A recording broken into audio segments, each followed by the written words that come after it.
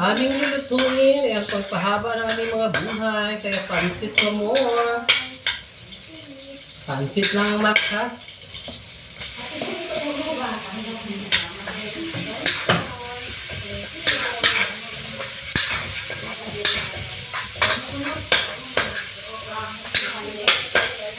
Pahingi ng asin please.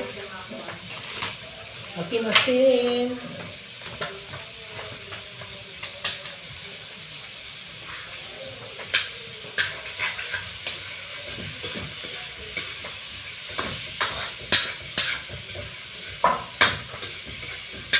Kailangan palambutin muna natin yung pork. Lagyan ng tubig? Mamaya Oo, palambot. Dapat malambot. Naalala niyo ba yun, mga kapamilya? Pag hinihipa natin yung yung ating mga diluto, ganito ating ginagamit, ganyan. O, di ba ganyan yan? Anong Ating tawag mga yan, Noy? matatanda. Oo, di ba? Pag pag gusto nila magsigay yung kanilang mga ganito, ganyan. Try mo nga lang.